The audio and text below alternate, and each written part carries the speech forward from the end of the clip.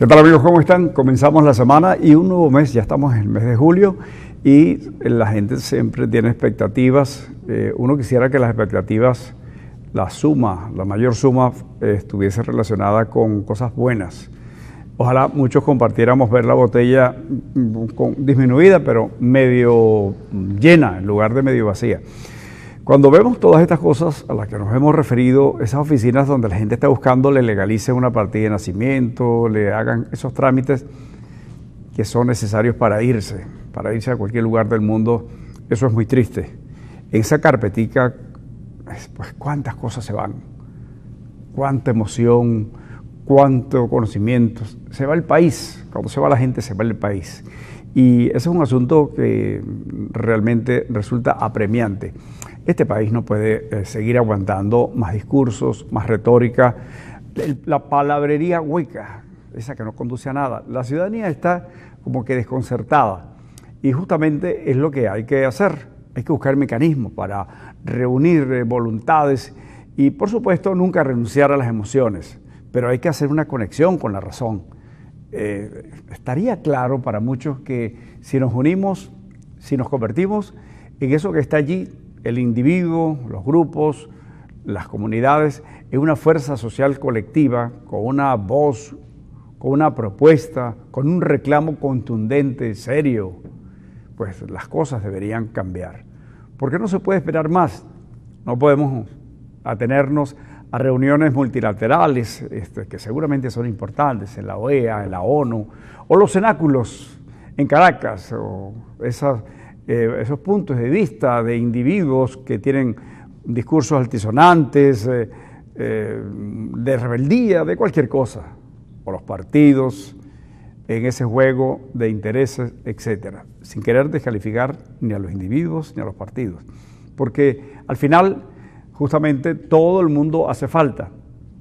Pero en este sentido, nosotros seguimos proclamando la enorme necesidad de la voluntad de entender que hay que unirse, que hay que actuar con urgencia. La gente que está muriendo de hambre no puede esperar más de unas reunioncitas más, de ponerse de acuerdo para ver dentro de unos meses qué pasa.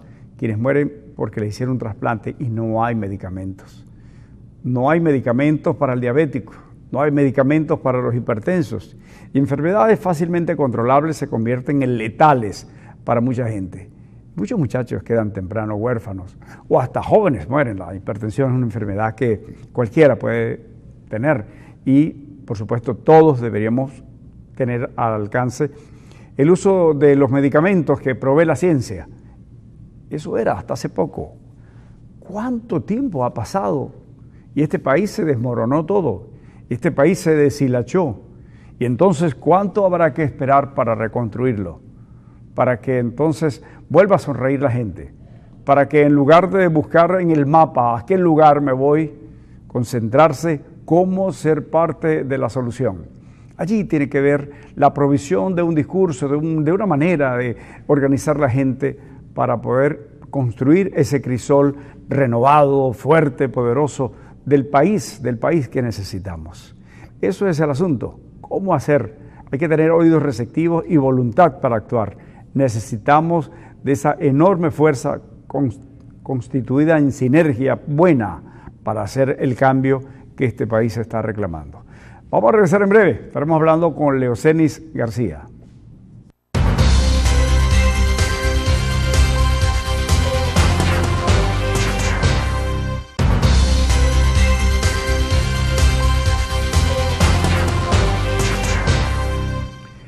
Bueno, como anunciamos, aquí está Leocenis García. No sé cuántos días ha estado Leocenis García caminando por el país y él sabrá cuántos ha estado tras las rejas. No sé si es una especie de deporte, como de jugar ping-pong. Tú vas estás preso, estás en libertad. ¿Vale la pena la lucha y sacrificar la libertad? Bueno, la verdad que cuando uno reflexiona, uno pierde cosas. Yo tengo 2 hijas, le quitas tiempo a los hijos, etcétera. Pero bueno, la vida es la vida y uno ha elegido el camino que ha querido transitar. Entonces, A mí no me gusta mirar casi por los retrovisores. Me quedo con los aprendizajes de la cárcel. Y una de las cosas que me quedo de la cárcel y creo me está sirviendo para este camino político que he emprendido, es que en la cárcel te obligan a vivir con gente que tú no quieres, que piensa distinto, que actúa distinto, que come distinto, que tienen costumbres diferentes, pero tienes que aprender a convivir con él, porque a los dos les ha tocado una realidad por la fuerza. Entonces, creo que eso me ha servido para un poco convertir el movimiento que yo estoy liderando en Venezuela, Pro Ciudadanos, en una voz distinta. Todo el mundo anda diciendo en Venezuela que la vía es el desencuentro, el enfrentamiento, y nosotros creemos que la vía es aprender a convivir entre nosotros para construir el país que ya no somos. Porque Venezuela, Guido, se desprende de tu reflexión hace unos minutos, ya Venezuela no es un país, Venezuela es una aldea, jefaturada por unos gobernantes que no actúan como jefes de Estado, sino como unos caciques que tratan a la ciudadanía como hordas hambrientas. Yo acabo de estar en el mercado de las pulgas. Bueno, no hay forma que desde un helicóptero o desde una camioneta o desde las barras que cercan Miraflores se pueda entender esa realidad. Que el país está así producto de una sola cosa, que es el único problema que tiene este país, Guido. Es un problema de convivencia, sí es cierto, mucha división, odio, pero Venezuela tiene un principal problema, que es la pérdida de la libertad económica, la confiscación de la libertad económica, los controles económicos, un Estado que cada vez se hace más poderoso y que va limitando la capacidad que tiene la gente de hacer con su vida y con su dinero lo que quiere. Esa es la verdadera libertad de hacer con el fruto de tu esfuerzo lo que tú quieres. Y esa libertad la ha perdido producto del modelo que estamos viviendo en Venezuela. Entonces, ¿por dónde pasa la solución? No es solamente, como algunos predican, salir de Maduro para que venga otro Mesías, otro tipo sacado de un sombrero, un hombre mágico o una mujer maravilla.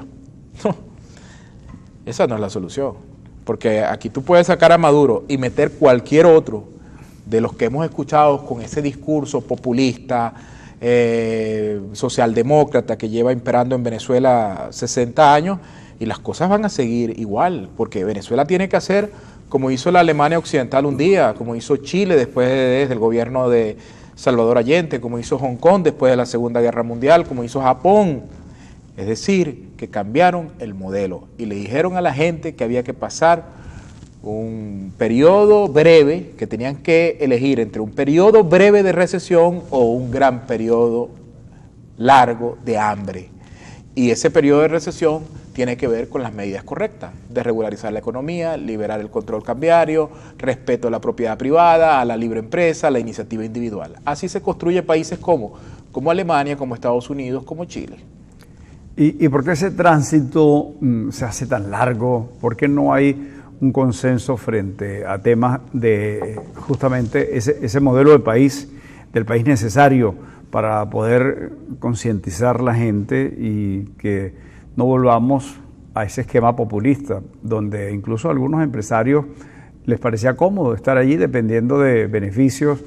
Aquí hubo condonación de la deuda agrícola, por ejemplo. Sí. Muchos ganaderos poderosísimos les perdonaron la deuda que ni siquiera esperaban. Fueron actos demagógicos de una Venezuela derrochadora.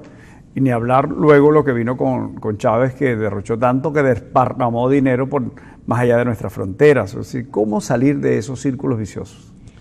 Mira, nosotros estamos viviendo una enorme crisis. Tú has estado en la televisión muchísimos años antes de fundar este canal de televisión y te ha tocado lidiar con la vieja clase política y con lo que yo llamo los hijos de la crisis. Y cuando tú comparas cualquier político que tú sientas en este programa independientemente de los juicios que puedas tener sobre su actuación, con viejos políticos, con Claudio Fermín, Eduardo Fernández, tú puedes decir lo que quieras de estos, pero aquellos eran gente con criterio. Hoy cualquiera puede decir cualquier cosa, aspirar a un cargo público. Estamos viviendo una descomposición enorme. Tú prendes la mediocrizado la política. Mediocrizado. Tú prendes, ¿cómo? Mira, El otro día yo escuché al diputado Gilbert Caro decir este disparate en el Congreso, que es el recinto de las ideas donde salen las leyes del país. Bueno, el diputado Gilbert Caro de Voluntad Popular dijo este disparate, que entre el socialismo y el capitalismo la vía era el amor. Un político así, ¿cómo puede? Bueno, eso lo hubieran dicho los hippies en los 60, ¿te acuerdas? Los hippies de los 60. No, hubiesen dicho cosas más inteligentes. Entonces, vivimos una enorme irresponsabilidad. Entonces tenemos políticos que niegan el consenso, que niegan la palabra, que niegan el debate, como que si la política fuera la guerra. Pero ¿cómo hacer para que hablar del diálogo, hablar de consenso, no se convierta en un acto que resulte para muchos de entrega, de complicidades, algunos dicen que es útil a los intereses del gobierno, etcétera, está alquilado por... Bueno, es que en Venezuela no ha habido diálogo verdadero. Yo siempre hablo, Guido, de que Venezuela lo que necesita es un acuerdo urgente. Lo que ha planteado el señor presidente Zapatero, el cual yo le tengo una estima personal, porque participó en mi liberación, en los últimos días es escalofriante. Y lo que planteaba la oposición era peor. Es decir, la oposición planteaba el desconocimiento del chavismo como realidad política y el gobierno pretende un diálogo eterno, filosofar de lo que no se puede filosofar. Entonces, ¿qué es lo que necesita Venezuela? Y para que el país respalde y sienta que el diálogo sirve para algo, unos acuerdos políticos para resolver el único problema que tiene Venezuela, que es hambre.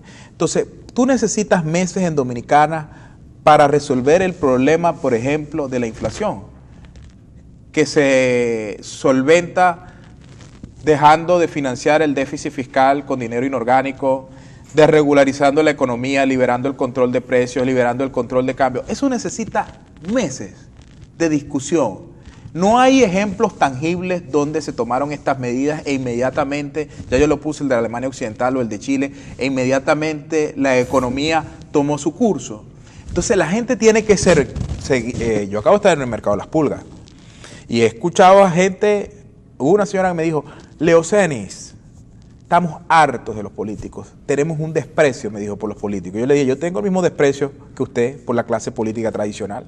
¿Por qué? Porque la gente siente que la política no sirve para comer. Y como decía Nelson Mandela, si la democracia no sirve para comer cuando la gente tiene hambre, para curarse cuando está enferma, entonces la democracia es un cascarón vacío, así la gente vote. Y eso es lo que está pasando en Venezuela. Y por eso hay un enorme descrédito de la clase política toda. Es decir, de la oposición que lleva 20 años manteniendo al gobierno en el poder con sus políticas desacertadas y el gobierno. Ahora, nosotros hemos hecho, Guido, 4 propuestas que creemos pueden encaminar a Venezuela. Uno, hay que construir una unidad. ¿Una unidad de qué? De quienes queremos un país distinto. Y un país distinto que, bueno, lo que yo dije, una economía libre, que la gente trabaje y pueda vivir fruto de su trabajo, pagar su seguro, tener su carro, su empleo. Hay que cambiar el modelo. Entonces necesitamos una unidad, no de los partidos, una unidad de los medios, una unidad de los gremios, una unidad de la iglesia. Entonces hay que elegir un líder unitario que represente todas estas ideas. Hemos propuesto que se hagan unas primarias en la oposición. Con un método, por cierto, tú sabes que en Chile se eligió un tipo de consenso, que fue el presidente Patricio Auli. El que estaba mejor en las encuestas era el presidente Lago. Pero eligieron al presidente Auli porque era el que le daba mayor garantía a los militares y el que generaba menos ruido. Lo eligieron algo así como que las élites políticas. Nosotros planteamos algo parecido, pero en vez que lo elijan las élites políticas o los factores de poder, que lo elija el pueblo. ¿A través de qué? De una elección primaria donde cada votante tiene 3 votos únicos. Es decir, Guido Briceño puede en un tarjetón donde se participa, no sé, Leopoldo, María Corina, Capriles, votar. Primera opción, María Corina. Segunda, Leopoldo. Tercera, Capriles. Quiere decir que tu mayor simpatía es María Corina y el segundo, Leopoldo. Y después el señor vota. Primero, Capriles. Segundo, Leopoldo. Tercera, María Corina. Quiere decir que su mayor simpatía está en el primero, pero los dos votaron en el segundo voto por Leopoldo, es el que genera mayor consenso. Entonces, bajo este método que nosotros proponemos, no gana el que mayor votos recibe, sino el que mayor consenso produce dentro de las mayorías. Bueno, ¿qué ha hecho la Mesa de la Humanidad, la Mesa de la Unidad Democrática ante, bueno, lo que era la Mesa de Unidad Democrática, eso, desecharlo. El doctor Omar Barbosa lo dijo, lo asumió, después que nosotros lo presentamos en la Plaza Alfredo Sael, y alguien parece que lo llamó y engavetó el asunto. Lo segundo que proponemos, Guido, es una ley de olvido y perdón, que impida que al chavismo, a la gente que ha estado en el chavismo, salvo delitos de narcotráfico, sean perseguidos judicialmente. Que esto es sine qua non. Toda esa energía que algunos quieren invertir en el odio y la persecución, hay que invertirla en construir un país. Tercero, esta Asamblea Nacional Constituyente, que yo la llamo la Asamblea del Terror, no le sirve ni al gobierno ni a la oposición. Y esta Asamblea Nacional no le sirve al gobierno ni a la oposición. Entonces hay que disolver la Asamblea Nacional Constituyente y convocar una nueva Asamblea Nacional. El primer acuerdo de esa Asamblea Nacional es proclamar una ley de justicia transicional y hacer una reforma para ir a unas elecciones presidenciales. Unas elecciones presidenciales con garantías. Y allí yo creo que cualquier proceso electoral debe tener la UNASUR, todo lo que tú quieras, pero debe tener a Estados Unidos también como mediador. Porque si nosotros no transitamos este camino, Guido, este país va a terminar en una sorpresa para todos. Y cuando digo para todos, para los que queremos un cambio democrático, que hacemos oposición al gobierno, y para los que están en el gobierno. Porque no hay manera de aguantar esto. Pérez Jiménez no cayó. Hay un famoso informe de la Embajada Americana en Venezuela, días antes del golpe militar contra Pérez Jiménez. Y ese cable de la Embajada Americana, que por cierto aparece en un libro de Coronil, que se llama El Estado Mágico, aparece ese cable de la Embajada. Los americanos le decían, la situación está por estallar, porque los rangos medios militares no gozan de las prebendas del generalato. Y los capitanes, los tenientes, los soldados, todos están pasando hambre, todos tienen hijos, todos tienen primos. La situación de la Fuerza Armada Nacional no es distinta a la del país. Entonces, si los políticos, la política no busca una solución tangible para el problema nos va a llevar a todos, a los que aspiran al poder democráticamente y los que están en el poder. Estamos hablando con Leocenis García, él está por acá en Maracaibo de gira, hoy estará, según nos explica, en San Francisco, el barrio... Estaré en el barrio Luis Aparicio, en la avenida principal. Luis Aparicio. Vamos a regresar en breve, a las 5 de la tarde. En breve para terminar ya esta conversación con Leocenis García. Muchas gracias.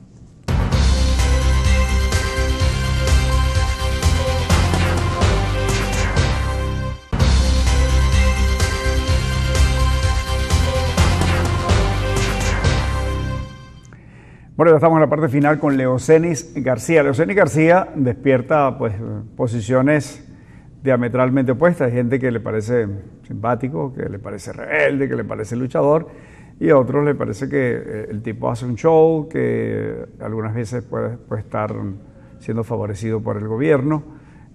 ¿Cómo está eso en la opinión pública? ¿Lo has medido? Sí, y comprendo, porque comprendo todo lo que la gente dice, porque... o mis adversarios dicen, porque bueno, yo tengo un discurso extraño, no pueden entender como alguien que ha estado preso 6 veces en manos del gobierno de Nicolás Maduro y de Hugo Chávez, habla de una ley de justicia y perdón, por ejemplo. Entonces les parece sospechoso. Les parece sospechoso, por ejemplo, de dónde viene el financiamiento del ProCiudadano, pero no tienen nunca la delicadeza de preguntármelo. Y entonces, ¿de dónde vienen los reales? Vienen del sector privado. Nosotros no... Y a nosotros nos han hecho propuestas bien importantes, por ejemplo, del gobierno, y nunca yo las he aceptado. Ni de este gobierno, ni de gobiernos de afuera, que también nos las han hecho.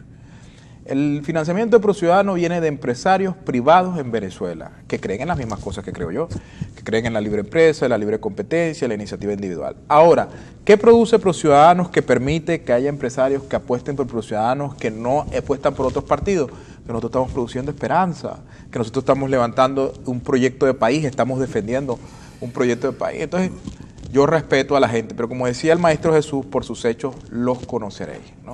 Leocenis, ¿cómo podemos analizar el escenario a partir de que ganara ayer López Obrador?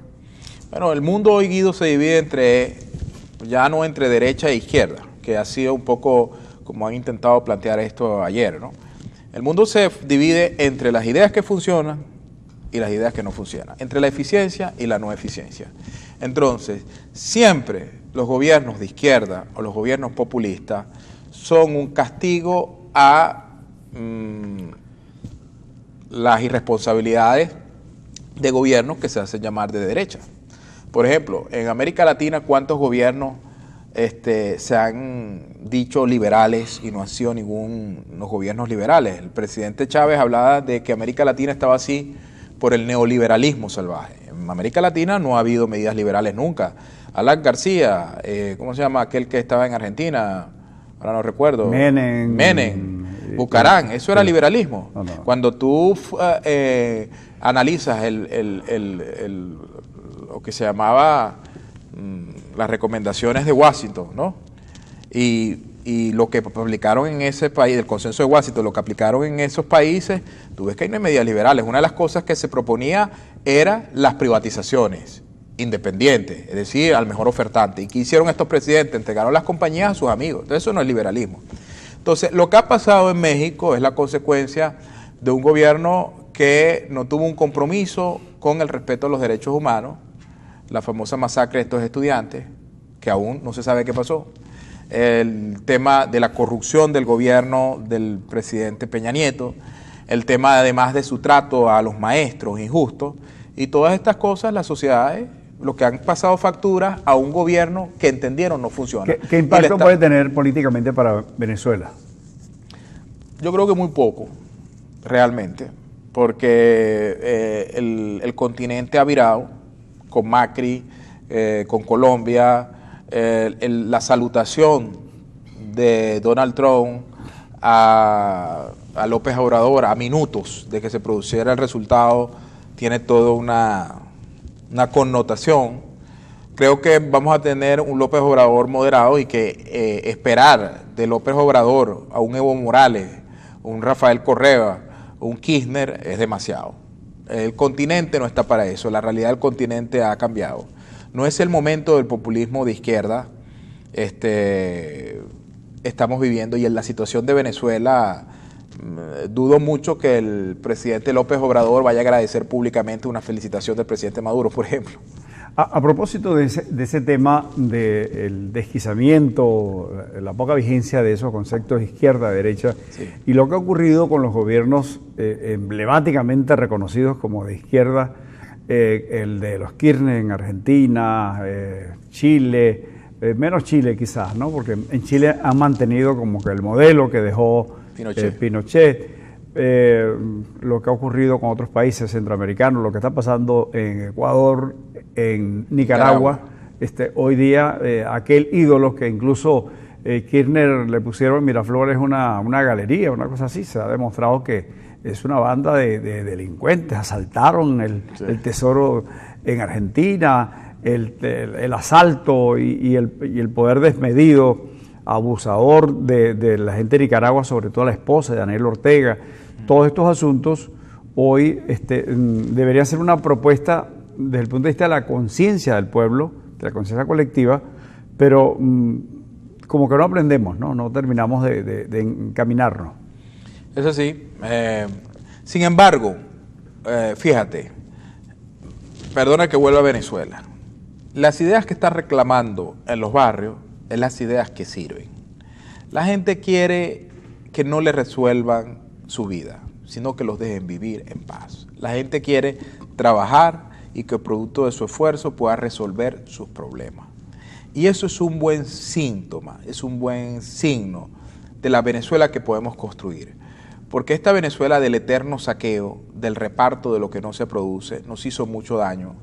Y este momento tan álgido que estamos viviendo nos hace reconciliarnos con los valores de una verdadera sociedad, que son el trabajo, el mérito, el respeto a la iniciativa individual, la generación de riqueza, de empleo, el respeto por el empresariado, por el emprendedor. Nosotros estamos reconciliados ahora con todos estos conceptos, porque antes se decían, y tú has hecho una reflexión muy poderosa, por cierto, al inicio, cuando hablabas que en Venezuela no había, prácticamente lo decías, no había habido empresario responsable, y es así. En Venezuela hubo una clase, si se quiere, parasitaria que se hizo alrededor de los favores políticos y del Estado. Es decir, muchos de esos empresarios en una sociedad libre no hubiesen tenido ni una panadería. Llegaron por los favores de los gobiernos de Acción Democrática y Copey. Y entonces esos no son empresarios, esos buscan la protección del Estado para, valga la redundancia, protegerse del verdadero empresario, del que no necesita la muleta del Estado para prosperar. Porque un verdadero empresario lo que necesita es reglas claras y que la economía funcione. Bueno, ciertamente ahí tendríamos que deshojar esa margarita terrible de Cadivi, por ejemplo, cuántas personas, cuántas empresas, unas con comillas y otras empresas realmente que aprovecharon el SIGME, pidieron millones de dólares, nunca trajeron nada, se volvieron millonarios de la noche a la mañana. Cadivi, un instrumento perversísimo que debería ser desmontado, el control de cambio, ojalá allí tenemos bastantes coincidencias al respecto. Esto no aguanta más, deberían ponerse de acuerdo ya frente a temas que son básicos, ¿no? Sí. Gracias, Leocenis, que estará, gracias, Guido. En breve estará Leocenis. A las 5 de la tarde voy a estar en el barrio Luis Aparicio, en el municipio de San Francisco, caminando con la gente en la avenida principal de Luis Aparicio. En el barrio Luis Aparicio. Y ahora se va a comer unas empanadas, no sé si son de Milquita a esta hora. Suena dura la cosa, a Milquita. Bueno, gracias. Vamos a regresar, vamos a hablar un poco acerca de alternativas para tener electricidad. La gente está instalando plantas, esto es algo impresionante lo que está pasando en Maracaibo, sobre todo las casas, edificios con unas plantas, eso es ruido terrible, contaminación. Hablemos de alternativas en la generación de energía. En breve.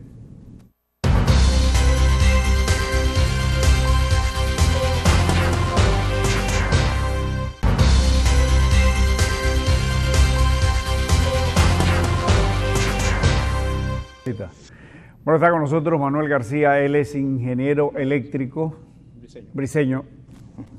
Somos el mismo apellido, así que un tipazo, briseño.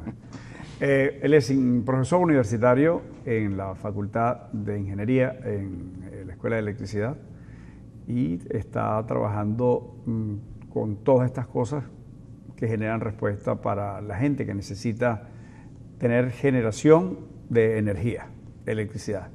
¿Cuáles son las opciones? Bienvenido, ingeniero. Bien. Hay opciones, digamos, alternativas a las tradicionales, las que conocemos, ¿no? Generación a través de plantas diésel o de gasolina, que es la que, digamos, en la primera mano la comunidad... La que la gente más conoce. Sí, la que la gente más conoce. Quizás, digamos, por el acceso tanto comercial, ¿no? y también a la información comercial que se dispone. Y la gente va y busca su solución.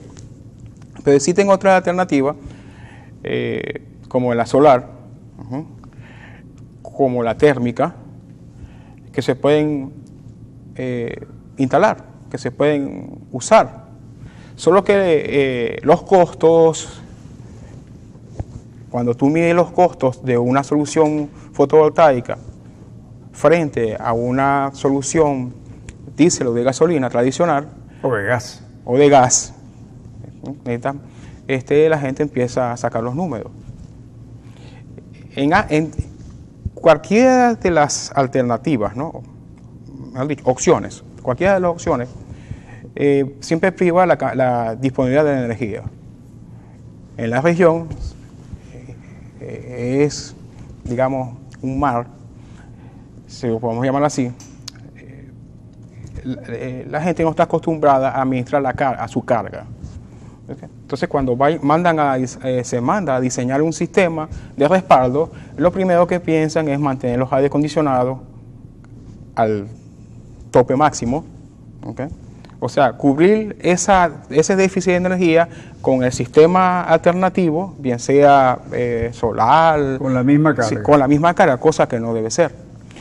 Un sistema de diésel o gasolina, o sea, térmico, lo puede mantener, claro que sí, pero eso conlleva a gastos excesivos de su solución. Hay muchas...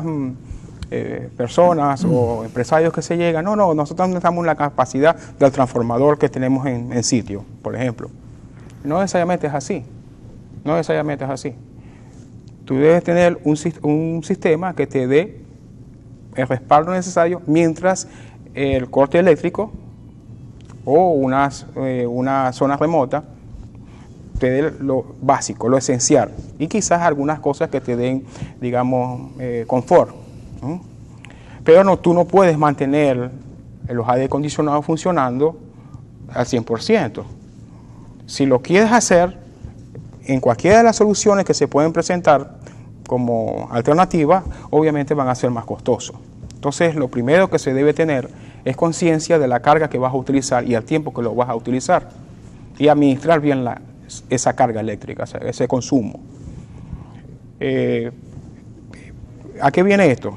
Lo viene por lo siguiente: las celdas solares son alternativas viables. El costo comparado con una máquina térmica es 1 a 3, porque eso viene bajando, o sea, viene bajando a nivel internacional. O sea, el costo de una celda solar contra una alternativa térmica viene disminuyendo. Antes eran 1 a 5. Las celdas solares ya son tecnologías expandidas, popularizadas, sí, y han bajado su precio a nivel internacional. Precio, sí, han bajado. Inclusive, no hace mucho hicimos un ejercicio y donde una solución de una máquina, por ejemplo, de 5 kilovatios, que es la que común se están utilizando aquí en Maracaibo, empiezan a competir con las paneles solares. Tú puedes instalar una solución no de 5 kilovatios, porque es costoso, pero sí, por ejemplo, a la mitad, y empieza a competir en el sentido de darte energía, eso sí, administrando. Un consumo promedio, digamos, de carga conectada promedio de una vivienda aquí en Maracaibo, digamos, clase media, son 5 kVA, 5 kilovatios, por decir algo. Entonces, pero eso mantendrías la línea blanca, no aire acondicionado. No es aire acondicionado. Con celdas solares tú lo puedes hacer, pero necesitarías cantidades. Y eso obviamente hace inviable el sistema. Lo hace inviable económicamente. Es decir, la opción, para que vayamos entonces poniendo en su lugar, de las celdas solares, para que resulte económicamente factible, está dirigida a atender las necesidades básicas. Eso es decir, correcto. que usted no se quede sin refrigerador, que tenga alguna iluminación mínima, correcto. Pero más nada de horno eléctrico, cocina eléctrica y por supuesto tampoco aire acondicionado. No, aire acondicionado no. Existen tecnologías que te permiten... ¿Cuánto costaría esos 5 kVA? No. Estamos hablando de 2000 vatios, o sea, más o menos 2 kVA. 2 kVA. 2 kVA aproximadamente digamos, vamos a dar precios en dólares, que es... Sí, eso claro. Más o menos costaría alrededor de los $3,000, con baterías, inversor, paneles. Ahora, hay diferentes marcas en el mercado, y esa misma solución en una marca determinada puede pasar a los $3,000. O sea, puede ser muchísimo mayor. Pero entonces, el caso de Maracaibo, por ser una ciudad, además la construcción, la arquitectura de Maracaibo, las viviendas están diseñadas para tener sistema de aire acondicionado. Las celdas van a tener poco éxito, ¿no? Para aire acondicionado sí. Para las viviendas, porque la gente va a querer tener... Pero puede tener ventilador. Sí, puede tener ventilador. Sí, ventilador sí puede tener. Esos sistemas están diseñados para durar... Usted puede diseñarlo para durar 4 horas, para 2 horas, para 5 horas. Depende de la cantidad de baterías que tenga, almacenamiento. Depende de la batería. Pero usted puede administrar la batería de acuerdo al consumo. Si se administra bien el consumo, una batería, digamos, accesible, o un banco de batería accesible, por ejemplo, de 200 amperes, puede durarle tranquilamente de 2 horas, 4 depende del consumo. Usted habló de la térmica. ¿Cuál sería la térmica? Ok, hay opciones térmicas que no tienen que ver con los motores, digamos, de combustión, ¿no? Hay opciones térmicas que son tecnologías también costosas, pero aquí en Venezuela, aquí en Maracaibo precisamente, todo lo que es la parte de Occidente, todo, digamos, Occidente del país, se puede utilizar esa tecnología. Cuando digo térmica, porque existen tecnologías basadas digamos, en gases que me permiten calentar los gases y me permiten generar. Ese tipo de generación en muchas partes sigue siendo experimental, en otras han tenido éxito. Eso puede generar cantidades de energía suficientes como para encenderme los aire acondicionados, inclusive en el centro comercial, a partir de solar. ¿Okay? Tú puedes utilizar energía solar.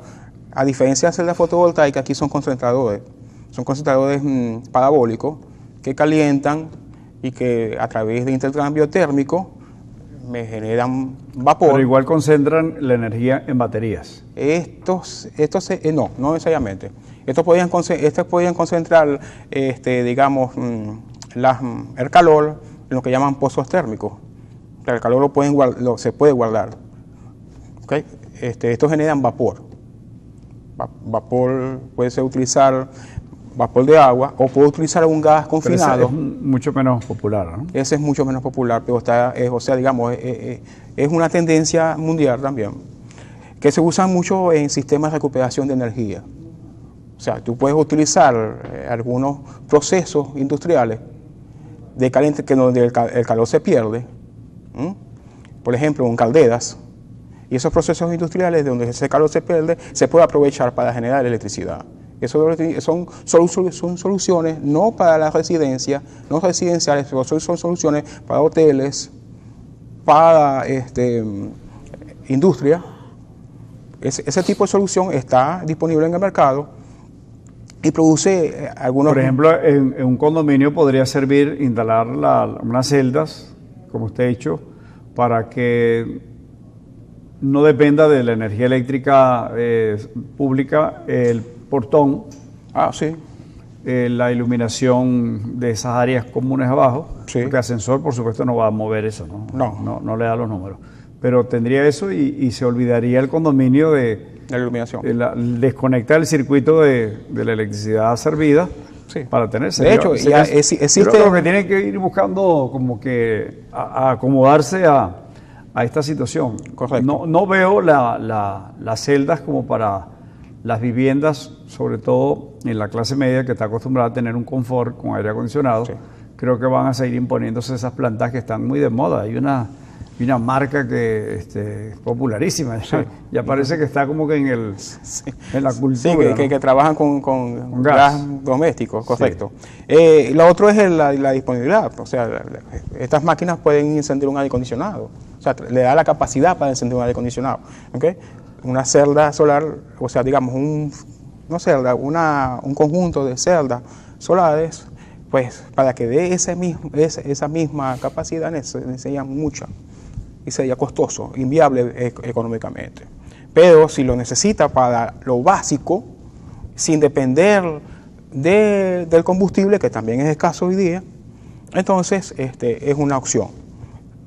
Digamos, opciones para cosas mínimas. Eso debería servir, por ejemplo, fíjese, a propósito de este caos que mencionaba Leoceni García, que los semáforos no sirven. Si le ponen una celda solar a los semáforos, sí, funciona. O a una red de semáforos, una celda, y en un circuito pueden prender 2 semáforos, 3 semáforos. La iluminación completa de la ciudad. La iluminación de la ciudad con celdas solares. Sí, es viable. Realmente pareciera que aquí estamos necesitando un poquito más de capacidad para gerenciar una crisis. Eso es correcto. Estamos necesitando que la gente busque, mire, señor alcalde, gobernador, Manuel Briceño, profesor venezolano, de aquí al alcance, Universidad del Zulia, él puede dar información. Hay muchos venezolanos. Hay tesis de grado que pueden ayudar. Hay tesis de grado hechas por estudiantes, sí.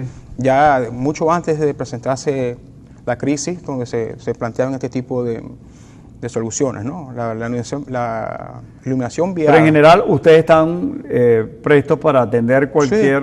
Sí. Va a depender de las necesidades y del presupuesto. Correcto. O sea, Sí. Tú puedes hacer tan grande tu capacidad de acuerdo a tu presupuesto. Sí. ¿Okay? Y también hay otra cosa, o sea, hay equipos que son de alta eficiencia. Hay equipos, obviamente, mientras más eficiente el equipo, más costoso es, pero se pueden adaptar a consumos, o sea, que se pueden conectar a sistemas fotovoltaicos. ¿Okay? Hay aire acondicionados muy eficientes, claro, no van a dar los niveles de confort entre comillas, que se necesitan, pero sí te pueden dar, digamos, niveles mínimos de confort de manera que te pueda acondicionar el aire acondicionado, digamos, el aire, el ambiente, y trabajan con energía solar, sí los hay, solo que aquí en el país no se fabrican, hay que traerlos importados, son costosos. Y eso es muy complicado, su fabricación. No es que complicado la fabricación, son los materiales. Los materiales, o sea, la transformación de los materiales para hacer. Aquí en Venezuela, aquí mismo en Maracaibo, en un tiempo atrás, habían compañías que fabricaban aire acondicionado. Hasta hace como 10 años. Después, ya sabemos todo lo que ha pasado, ¿no?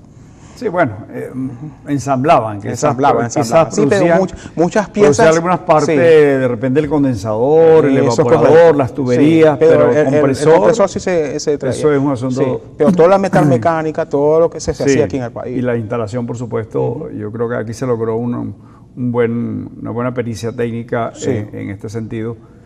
Bueno, y todavía está disponible. Claro. Algunos. Yo estoy recibiendo por primera vez y conociendo a Manuel Briceño, ingeniero eléctrico. Ellos tienen una organización y ojalá que ustedes utilicen sus servicios si necesitan asesoría. ¿Están disponibles? Sí, cómo no. ¿Dónde están ustedes? No estamos allá, o sea, puedo hablar de forma institucional, estamos en la Universidad usted quiera. En la Universidad de Zulia. En la Universidad de Escuela de Ingeniería Eléctrica. Allá con mucho gusto lo podemos atender. Bueno, pregunto por Manuel Briceño, también tiene su actividad privada y no tengo ningún problema en que usted lo diga, en promoverlo, porque hay que ayudar, ojalá podamos ayudar a todos los profesores universitarios para que no se nos vayan. Estamos perdiendo nuestros educadores y esto es terrible. Un país que pierde el maestro se queda sin guía, se va apagando, se va poniendo oscuro todo. Y eso sí es verdad que es algo grave, no depende de un generador, es la gente, es el faro que guía el movimiento y el desarrollo del hombre como tal. Gracias a Manuel Briceño a usted por haber estado, que nos estamos conociendo hoy, Manuel. Seguro. A pesar de ser briceño. Es eso correcto, sí. Así es.